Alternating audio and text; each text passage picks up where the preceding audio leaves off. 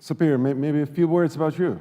I think my introduction was done. Yeah, sure. Well, thank you very much for being here, and thank you for TechChill for this amazing conference. It's been incredible, and every time I see someone with a TechChill t-shirt, they're like running super hard. So it's awesome to see the dedication, and yeah. So my journey in this space began actually in 2013. How many here have seen the documentary Banking on Bitcoin?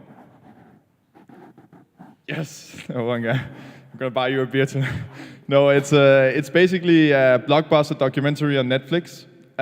It's been actually seen more times than many other Netflix documentaries. And in this introduction, which I would recommend anyone to see because it's a really good way to learn about the Bitcoin ecosystem, how it emerged, how it came. You would learn that thank you so much. There is a center called New York City Bitcoin Center that was founded right next to the New York City Stock Exchange.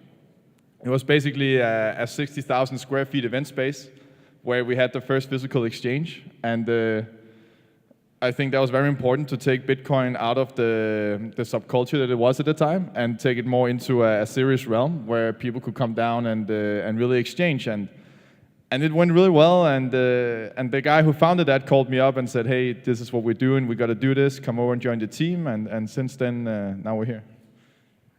Okay, pretty cool. Thanks, Peter. So the topic is like talking blockchain, right? And obviously, you know, there couldn't be any tech conference without the blockchain block, right? And I sure hope not. and clearly, blockchain was the biggest word of last year, at least in tech, and we'll touch upon if that's still the biggest word this year. But I think the biggest confusion about blockchain, at least for me, was that, you know, there are different associations, right, with what is actually blockchain, right? For some people, blockchain is Bitcoin, right? For some people, blockchain is ICOs. Right? So maybe let's try to separate those, right? And see why blockchain exists. But maybe let's start with the pretty simple. You know, why on earth the world needed blockchain and distributed ledger technologies at all? Why we need it? Yeah. Well, I think if we look to the history, we have seen that the internet has come after many industries. We have seen first that the internet came after e-commerce. Coming after commerce, then it came after entertainment. Now there are many industries that are put to the grave because of new internet business models if they didn't adapt and adopt and innovate fast. And now I think basically the internet has come after the financial system. And we see now that through decentralized peer-to-peer cash systems, we don't need any intermediaries anymore in transactions. And I think that's why we should care a lot. And now to touch upon like what's the difference between Bitcoin and blockchain and everything, I always find that to be a little funny because I think it's kind of like saying, well, I love AI, for example. Those people that say, I love blockchain, but I'm not so much into cryptocurrency. When I hear that, I hear someone saying, I love AI, but I'm not so much into robots and machines. It's like, well, I mean, at the end of the day, a blockchain protocol, at least as we define it in our company, is a decentralized peer-to-peer ledger, which is, when you break it down, just a big, long Excel sheets of transactions.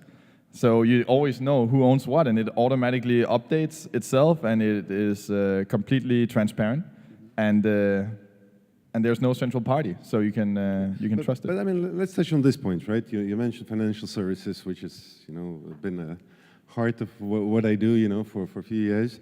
And so, who owns what, right? I mean, it's. You said, you know, blockchain helps with that, right? And it's clear, you know, it's not maybe transparent, but it's the way to control it. But it's not the case that, you know, there is a problem in regular banks, right? Who owns what, and you know, what's your balance on your account and in my account and so on. So essentially, what I'm trying to understand is like what was so badly wrong with, let's say, financial services that the blockchain appeared. Well, I mean, it's interesting that Bitcoin came out right after 2008. I mean, I think that's a good place to start. I think what's interesting is that if we have to take a little bit of a step back. And I think sometimes it's incredible in society, we forget how much everything is still run by supply and demand. Everything at the end of the day is still supply and demand. And if you look at gold, why was that a monetary success for centuries? Well, it's because it's scarce, it's divisible, it's super easy to store excess production, and it's extremely difficult to falsify because it's a noble metal, right? So that was why gold was such a success. And if you think about it, actually, we left the gold standard in 73. The rest of the world did it like 50 years earlier. Yeah. So I think like when you look at it from a long scope on history, we see that the whole approach to currency and what currency should have of specifics, then you would see that the whole approach to that it has to be scarce, it has to be the things I just mentioned, that's actually the old school way of doing it. So in that case, Bitcoin is more old school than the present financial system we have. I think the present financial system is a very dangerous experiment. And I think that we have basically seen that, it's not been working too well always. I think it's fair to say, I mean, without being too out there. So storing value, that's one of the arguments, and I believe I observed how Bitcoin evolved over a few kind of pitches, why Bitcoin exists, right? And as I remember, the first one was that, we don't want anyone to control our money or the currency, right? And then there was a big wave, we're going to decentralize everything, there'll be no central banks. So when did it happen that, it came from this very noble, ambitious goal of, no central regulatory body to storing value or more kind of pragmatic terms, I mean, to some extent, I don't think that shift has really taken place. I mean, I think still there are a lot of people in the blockchain ecosystem that are highly ideologically driven, and I mean, there's also of course always people that are just in it for the money. I mean, we have seen some very good developers. As soon as they make multi-million dollars on their crypto, they disappear. It's like Atlas Shrugged. It's like, boom, they're gone. I don't know where they go, but they're definitely not coding anymore. So yeah, we need a new generation always to come and join the ranks. But I mean, yeah, is there a shift from the more ideological to the pragmatic? I mean, I think there are people right now working super hard on the scalability problems, which I think is, of course, the bottleneck we need to solve. I mean, it's still only 10 years old when you think about it. Like, Bitcoin came out in 2008, and there's still so much to be done, and there's so much work to be done. But I think none of us had expected that already 10 years from now we would be sitting here. Yeah. And we would have seen that. I think even us in the industry were taken quite by surprise in the summer last year when everything just exploded, and we were like, what is going on? It's incredible. But then, don't you feel that this kind of community of I don't know, enthusiasts, right, the dreamers, so to say, is getting, overpopulated with, financial folks? So, okay, the Bitcoin is not, a noble goal of disrupting the financial ecosystem. It's storing value, and then it became, the financial instrument, and then we see derivatives. So essentially, Bitcoin becomes, populated with the same terms and instruments that any other investment asset, and the whole ecosystem is, becoming overpopulated with more of a kind of finance folks rather than the real tech enthusiasts.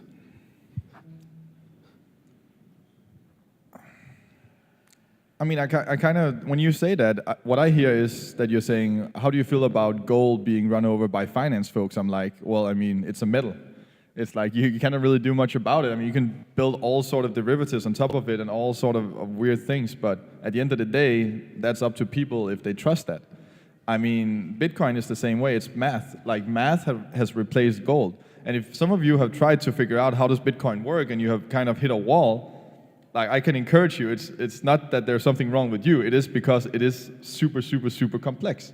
I mean, when people ask me, like, what should we do to get started with Bitcoin? I'm like, well, read the white paper. And then they're like, okay, well, how do we do that? And I'm like, well, you just read until you die, because it's dense, it's very, very technical, so just keep going until you just stop in your tracks because you have no idea what proof of work means. You have no idea what some of these public-private key encryption means. But that's good, because then you can study that concept, and you will learn a lot. And then you'll start to realize that it's a state-of-the-art mix of principles of mathematics, computer science, and cryptography in one big orchestra of amazingness. And once many, especially we see this among developers, once they see that and once they realize what actually is happening here, they forget everything else. They forget the world, they forget their girlfriend, and they just read and study blockchain. So because it is an incredible invention, and yeah, enough hype. Let's get another question. Yeah, Isman, I really like you talking about blockchain or Bitcoin in this way, right? Because this is the exciting part, and it felt, I believe, last year that this excitement, right? The drive, that people had, started disappearing. It became like whatever, another instrument, right? Another instrument to speculate, another instrument to make money. So maybe if we talk blockchain, right? So Bitcoin is right the one direction. But there are probably way more things that can be built on top of blockchain beside that, right? So, okay, other cryptocurrencies, but we see other applications. So maybe you could talk about a few other applications of blockchain, like exciting ones that you've seen. Of course. So yeah, the first big wave was cryptocurrency, and then what we're seeing now, the second big wave is smart contracts. And what's incredible is that Nick Szabo, who is our thought leader within this space, published the first article on smart contracts in 1994, where he basically laid out the vision of, well, in the future we're going to have automatic contracts, we're going to have, they're going to be self-executing, it's going to save time, it's going to be more transparent, it's going to be more reliable. And today when I'm out speaking to audiences, I ask the oldest technician in the room, and I say, how many smart contracts have you seen in your career, in your life? And he'll see frighteningly few, very few, let's say that. So basically, that begs the question, why are we not seeing these smart contracts? When you have a protocol like Ethereum, which is basically designed for smart contracts, and when you think, okay, so now it's starting to get a little weird, I can clarify a bit that you can compare blockchain protocols to cars. So you can say, like, they are all cars in essence, but there's a big difference between a pickup truck and a limousine. So for example, if Bitcoin is a pickup truck, it's built for currency, it's built to be robust, it's built so that when you send $100 million to China, you can be 100% sure it's going to get there, it's 100% reliable, and it's cheaper and blows any other offer that financial services has for you out of the water. Because it's like $10 now in a Bitcoin transaction fee. At the peak, it was like at least $10. It goes a little bit up and down according to price, but nevertheless, like that's unheard of. But then you have a smart contract protocol like Ethereum. It has other specs, so it has shorter block time. It's just designed in different ways so that it's more useful for that purpose. And that begs the question: so where are the smart contracts? Well, we believe at our company that we need to have oracles and data for these smart contracts to be able to execute. It's like, let's say that we make a contract that says, we're in the startup sauna tonight, and when the temperature hits a certain degree, we're going to order the cold pina coladas to come into the sauna. Now, this contract needs to know what the temperature is in the sauna to be able to trigger the order of the pina coladas. So if we don't have any temperature thermometers telling the smart contract what's going on, it's not going to work. Yeah. So that's why we built the SAP project, which is the project that I'm spending an embarrassing amount of hours every week in. I'm not going to bore you with the details. Just working on, because we believe we need that Oracle ecosystem. And when you think, what in the heck is an Oracle is just a data feed that goes into a smart contract, and it's blockchain terminology for that data feed. So it's a data feed that goes into a smart contract on a blockchain system. That's an Oracle. So we need to build the Oracle ecosystem. And that's what we do at SAP. So we build Oracle curation. We build an Oracle marketplace. You have a one-stop shop. So when you build a smart contract, you just need to go one place to find your data, to trigger it. And we believe that is basically one of the biggest problems we have in our space right now. So of course, number one problem in our industry is the scalability. And we have so many amazing people working on that right now. The second thing is we have so much investment, so much momentum, so much energy going into Ethereum. We need to solve the Oracle ecosystem for this not to implode. So this is what we're working super hard on at our company. And then I think the third thing we need is someone to really take the wallets to the next level. I mean, we have kind of plateaued in user friendliness in crypto wallets. I mean, it's easy for us now, but we're also young, tech-savvy guys who go to TechChill. Maybe we should think more about our grandma and think like, okay, if she can use Venmo at least, then if we can just get to that level with Bitcoin wallets, that would be an incredible accomplishment. No, I mean, I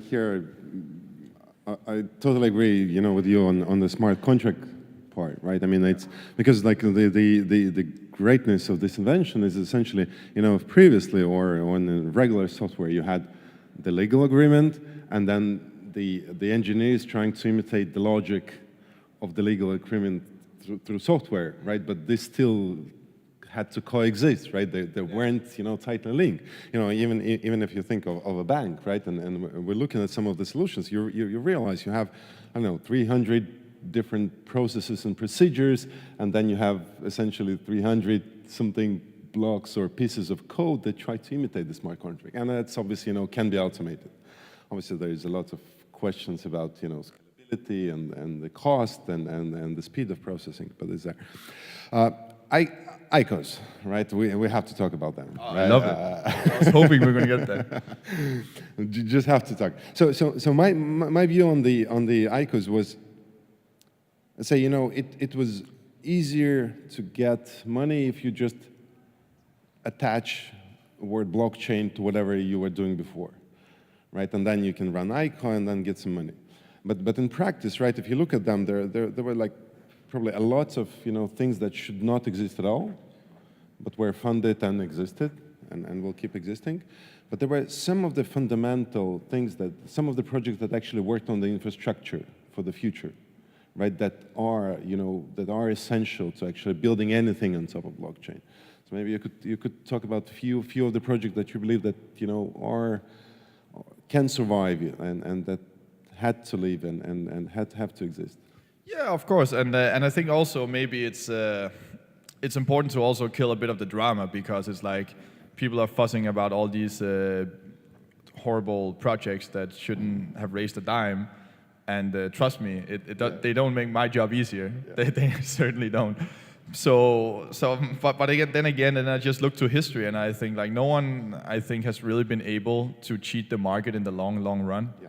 So I think the market will clean up those bad guys. I mean, eventually people will realize, okay, this token is really not adding anything to the table, and once the fuss goes out, I think it's over. So, I mean, that's also why I never give investment advice, even to my good friends when they call. I'm like, well, I mean, I'll help you understand the white papers, I'll help you understand the tech, and then you make your own decision, because I think that's the right way to go. I mean, because then you also can just sleep at night. I mean, I think it was incredible when, like, I had so many friends in the fall. They were so smart, and they were like so, they thought they were world champions and geniuses because they made a lot of money in a market that only goes up. And I'm like, okay, you're a genius for putting money into something that only goes up. Wow, that was an intellectual accomplishment. But then again, I mean, at the end of the day, what I loved most about it was that in December at Christmas, I could text them like, oh, so did you beat Bitcoin? If I would just have put all my money in Bitcoin, would you have been smarter than that? And the answer was like less than 10%, right? So I think, you cannot cheat the market in the long run. So I don't waste too much sleep about the bad ICOs. And I think at the end of the day, what really has to happen is that if we take a meta perspective, so we have the cryptocurrency. So I think any project that really helps the user friendliness of using crypto, I think is onto something. And I think, especially within Ethereum, like I said again, if you look at a critical perspective on smart contracts and really look at, okay, what do we need to move that forward? Because again, the most basic sanity check we have to ask with Ethereum is this helping the smart contract ecosystem? At least in my opinion, because it's kind of what it's built for. So if you're helping with that, then I think that's really good. So what like I said, what we're doing at SAP is we're building oracles. What we are, I mean, the Oracle ecosystem, what we're seeing from some other, I think Flooring Coin is very interesting. They're building a decentralized library. I think that's a really interesting idea. So they're basically trying to see how can you move the cryptocurrency utility into information, and how can you store information in an immutable way. I think that's an interesting idea. I think what we're seeing from, there are so many good projects. I mean, all the predictive market platforms, I think it's also interesting to see what they can come up with. What we're seeing from, just on top of my head, those are some of those that pop in. There's a lot of work being done in the privacy aspect, like seeing how can you build privacy coins. We're seeing that there are people trying to say, how can we bridge people's crypto assets? How can we bridge people's crypto assets between their fortunes and normal asset markets? There are people building coins that are making it more secure for parents, like they can control the spending and what can the kids spend their money on. I think there are many interesting ideas out there, and it's just about, thinking. Really, what I believe is the essence when you want to do okay, how many here knows what prototyping is? Okay, yeah, that's one. Okay, so how many here knows what the lean startup methodology is? Okay, good. Basically, what it means is it's just the sound business logic saying when you want to build a new thing, why would you want to waste a ton of time, a ton of resources, a ton of money if you don't even know if there's a market demand yet? I mean, at the end of the day, that's the difference between a startup and a small company, is that the small company has proven market demand and they have found their place in the market, whereas a startup has not. So until you have that proof of market and proof of sale, that's really what you should be doing in your startup. And I know that you know this, we're here at TechChill. So basically what prototyping then does, it takes the prototyping aspect to its extreme. So the prototyping logic says, well, you basically build a prototype and then you sell that first before you build a real product, and then you get the market feedback, and then you fine tune, and then you move forward. So with the prototyping, you take that to the extreme and you say, okay, we don't even build anything, we just basically sell the product before we even build a prototype. Because if we can sell it before it's even built, like on pre-orders, then we have really found market demand. And that's a very, very interesting idea. And then if you mix that with crowdfunding, you basically touch the essence of what ICOs bring to the table. Because now you suddenly have an unprecedented way where you can actually raise money before you even have to give up any seed equity. And that's interesting. And as soon as you can come up with an intelligent idea where, like, at the end of the day, why should people care about owning your token? Like, what does it do? And if there's some sort of value behind it, if there's some value creation behind it, then you definitely are in a place to do an ICO. And I think we're moving towards a massive token economy where everyone is going to have a token. And again, you cannot cheat the market in the long run. So those tokens that actually bring something to the table will live, and the others won't. Regulation.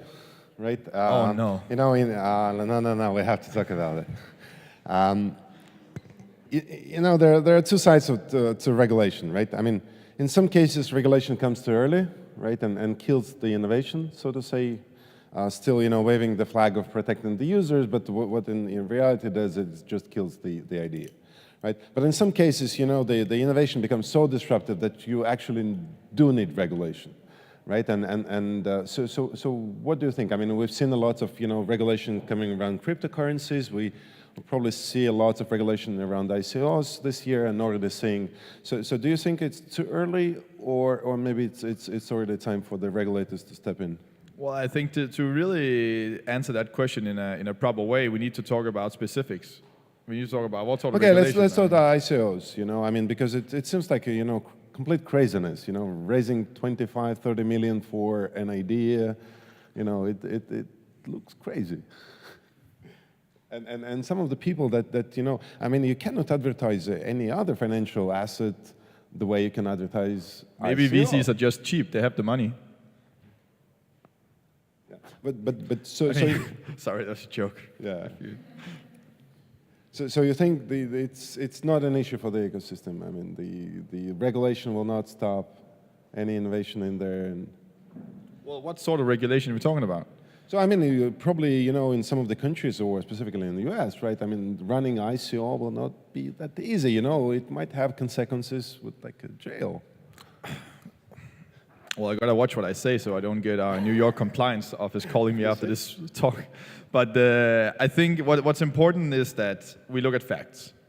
And I'm not gonna touch about, I know we live in a bad world, and I know there are very bad people out there, out to get us, so we need to have some sort of laws that protect people. I think what's very important is that those laws, they serve the people and they don't become a hindrance for entrepreneurs. I think that's actually the worst that could possibly happen. Like the definition of failure as a politician is if you make a law that makes it more challenging to be an entrepreneur. And I hope history will punish those that do badly. And I think, I'm right now studying heavily the AML KYC procedures, studying the philosophy behind them, studying the logic behind them, because I want to understand. I want to understand why it is that people are so viciously, at least some people, trying to regulate our space. And I'm still learning, so I'm not going to comment on that yet, because I'm still in a learning phase. I don't feel I can have an educated, informed thing to say yet. What I can say is that I was having a very interesting conversation with an executive director from one of the world's largest investment banks half a year ago. And we were sitting down having a good talk. I was the first guy who could tell him how, I was the first guy who could get him to understand blockchain. So he invited me out for cigars and drinks, and that was not a boring night, I can tell you, but that was good. But anyways, we were sitting talking, and basically I was saying, look, what I find so interesting about all this vicious regulation is that everywhere else in society, we have this basic legal principle that you're innocent until you're proven guilty. Yeah. But as soon as we get to the financial markets, it's completely flipped around, and you have to go. I have, one of my good friends from Copenhagen. He's one of the most compliant guys you can meet in your life. He is conservative. He probably knows the royal family or something. He is the most compliant, sweet guy in the world, and he runs an exchange. And I guarantee you, the hoops, one day I pranked him. I was coming up to the office, and I was like, yo, man, the police was just here asking for you. What's going on? You should have seen his face. That was no joke. I had to say, don't worry, I'm just kidding. He didn't think that was funny at all, because the hoops that he's going through right now is so extreme. And I'm like, if we are innocent until proven guilty, why is it that you have to go to such extremes just to have a crypto exchange? But again, I'm studying, I'm trying to learn, so I'm not gonna. I think that's an interesting idea that we have this legal principle everywhere else in society, and it doesn't really seem to come through in financial markets. Yeah, the probably easiest way to explain, how financial services are different is that with this bottle, I can sell you this bottle for 50 euro, and probably, somehow I can persuade you, and then it'll be okay. But if this is a financial service, they'll come a regulator and say, hey, come on, it costed you 50 cents, you cannot sell it for 50 euros. Yeah. So that's a completely different, take when you talk about financial services, and that is the case. And we spoke that blockchain, at least, originally was to disrupt the financial services. We have 2 minutes to wrap up. So maybe, a question what can we do to support innovation? Everyone in this room, companies, corporate startups, what can we do to support the innovation? Because there are some good initiatives out there, and I think they need some help and support. Well, like I said again, I think the first thing to do is to clear up some misconceptions. First of all, when people say, well, we like blockchain, but we're not so much into cryptocurrency, then please look at them like they're a little weird. And then tell them, look, this is an amazing thing. And make sure that, we had the guy who ran the first Bitcoin exchange in Denmark, in the Nordics.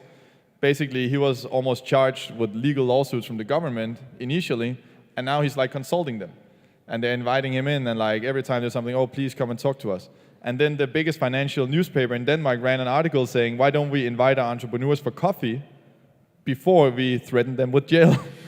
And I think that's a really good thing to keep in mind. It's let's talk to the people. Let's make sure that we educate. That's really the most important right now. We need people to understand. And as soon as people understand the tech better, it would also be so much easier to bust hype. And we would have so few bad ICOs out there if people just educated themselves more. because there are just some basic sanity checks you can run, like, does this solution need a database? If this solution that you're being presented with is not benefiting or doesn't even need some sort of database structure, then why do you need an immutable ledger? Yes. Right? Yeah. And it's like, it's just the first basic sanity check. Yeah. And just, yeah, get educated. And please call me. I mean, add me on Twitter. It's Peter _Gelardi, Gelardi _. And I love to talk to people. I love to educate you. Like, if you really want to learn, that's my rock and roll. That's why I get up in the morning, is to meet people like you, because then we can build cool things. I mean, people are always saying and asking me, is it too late to get into this? And my answer is no, you just missed the pre-party. Yeah. Like, the real party is about to begin. So if you think this is it, then this is it. And then call me up, and we'll make amazing things happen. Thanks a lot, Pierre. I think that's an exciting wrap up. You know, let's educate ourselves, and it's just the beginning right there. I love the comparison. Oh, one thing. Please, I have to make this a commercial advertisement, sorry. But it's okay. But we're going to take it chill and easy today, and slower. We have I was called up by Maria, and she was like, Peter, we have this concept. We're gonna do a battle. Are you up for it? And I was like, can you tell me more? And she was like, we found the most. I cannot quote Maria, but what I heard in my head is not what she said. What I heard was, we have found the most vicious central banker in all of the Baltics. Do you want to meet him for a battle at 2:30 today? And I was like, yes. Yes. So please be there at 2:30. I'm gonna talk to him, and it's gonna get bloody. And the moderator has promised that he will break us up as soon as we agree on something.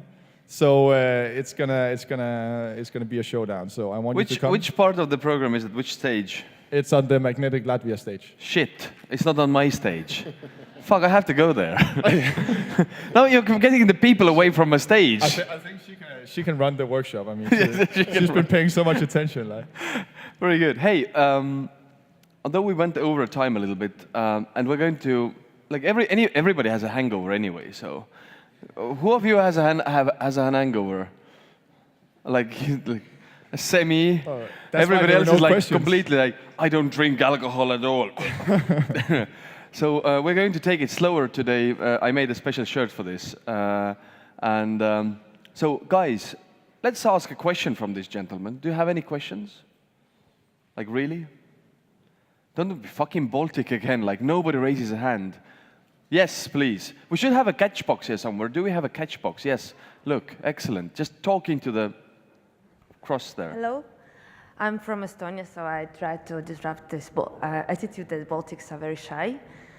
And I run a TV show for children, for kids, to educate them about the technology. And our ambition this year was to run one episode about the blockchain and cryptocurrency. So if there will be children in age 6 until 12 years old, what we should teach them about the blockchain and cryptocurrency? Isn't that a good question? Wow, that's the best question I had in 2018. So, whoa! That says a lot. I would like to get answer. What's your name? Jana. Jana, good to meet you. And where are you from? From Estonia, from Prototron. It's startup fund. Okay, cool. All right. So make sure we connect, and we'll talk later. So, what should we do? I mean, okay, I just came back from Armenia, right before coming here to Latvia. And basically, what we saw there was a big house called Sumo House. And this is the most incredible place that I have seen in a long time, because what they're doing is they're taking kids and they're basically teaching them tangible skills like graphic design, coding. They don't get a certificate when they're done. They don't get a diploma, but they take their portfolio with them. And I think that's exactly what we need to be doing to our kids. We need to heavily supervise, because kids today are raised by Google. And we need to make sure that we guide them through that and help them to self-learn. And if you can do that, if you can make sure that your kids are going to get more digital early in a healthy way, I think that's incredible. We're going to be the last generation who ever remember what it was like before everything was digital. So help them navigate through that, teach them ethics.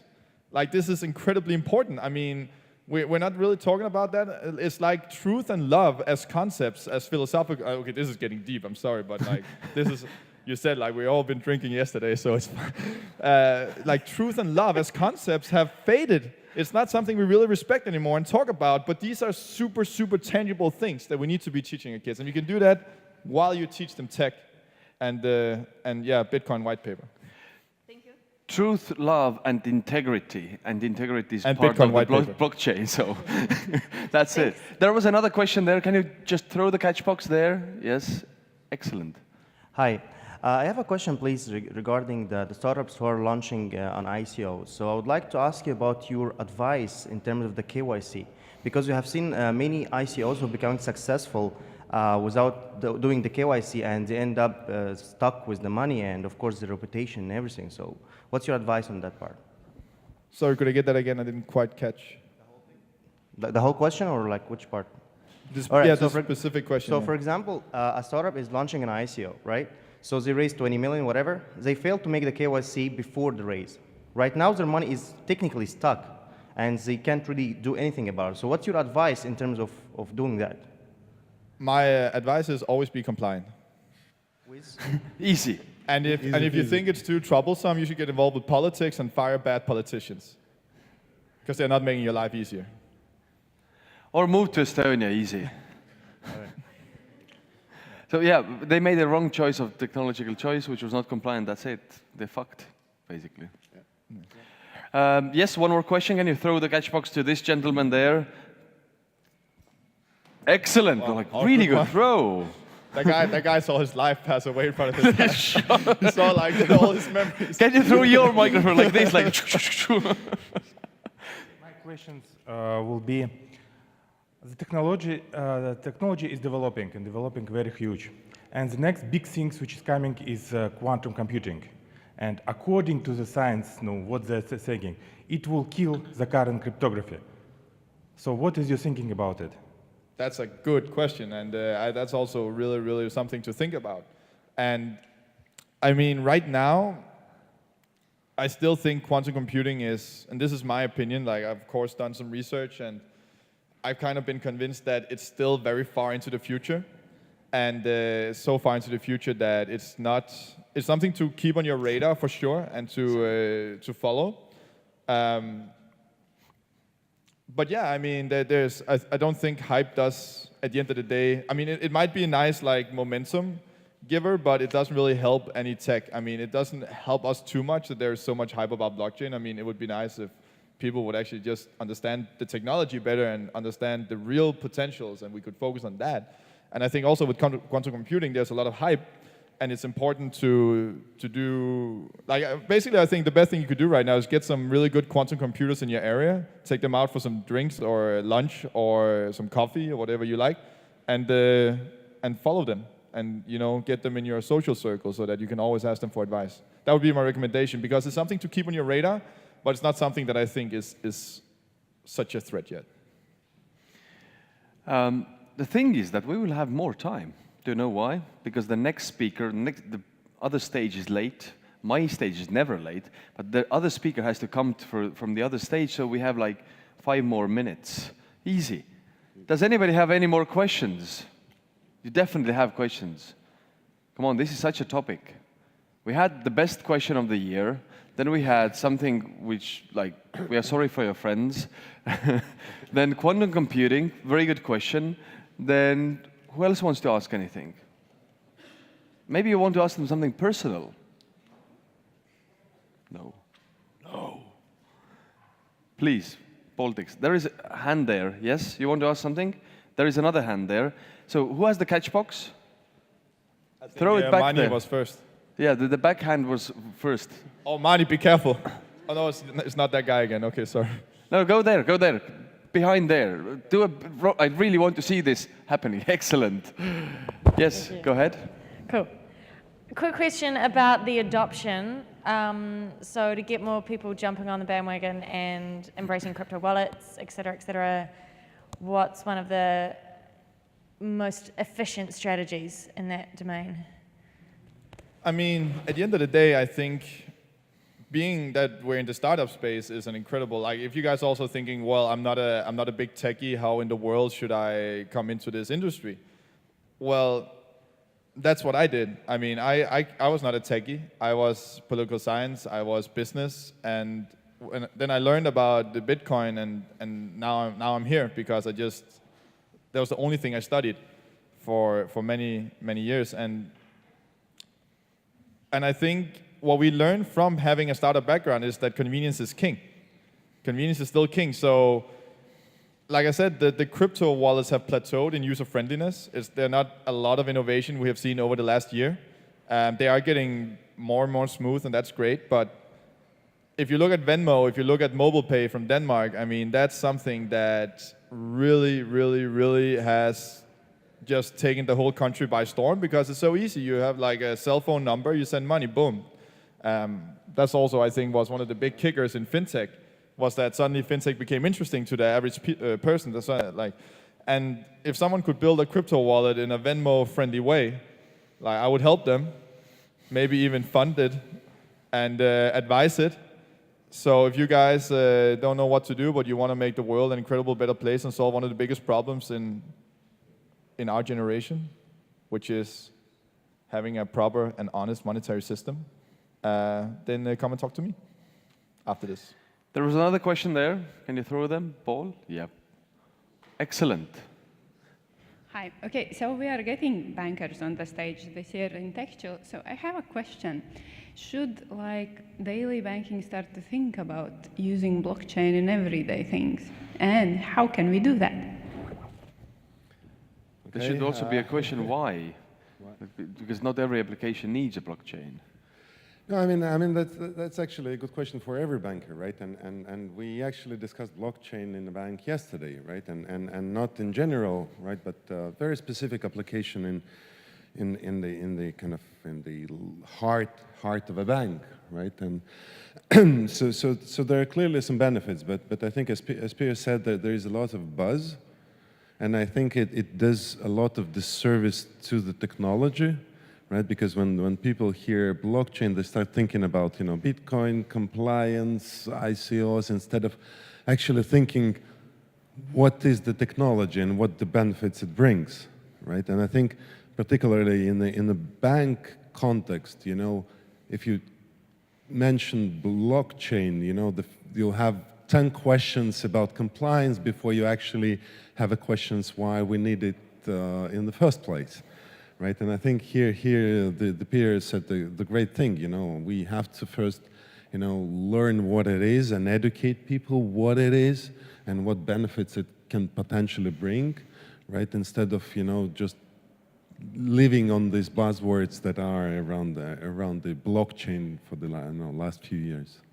So, but I mean, obviously, there is a benefit, but we have to see and think, what are actual benefits to the bank and in blockchain. Yeah, I mean, I don't have too much to add, actually. I think that was a pretty collectively exhaustive answer. Cool. Anybody else? There is another question there from Kasparas. He's behind all those things. He's one of the technical crew. Don't you like that the sound guy actually asked a question from you? Mani, you got a duck. Oh, they didn't break the soundboard, luckily. Okay. Yeah. Aren't there any dangers to blockchain, for example, or specifically cryptocurrencies?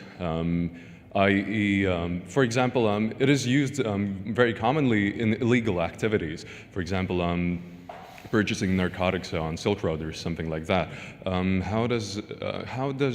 How do cryptocurrencies, when integrated into a country's system, synergize with that or go against it? I mean,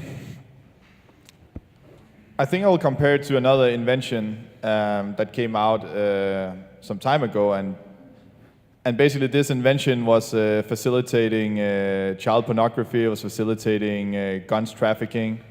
And people were thinking about shutting it down. What should we do? How should we regulate it?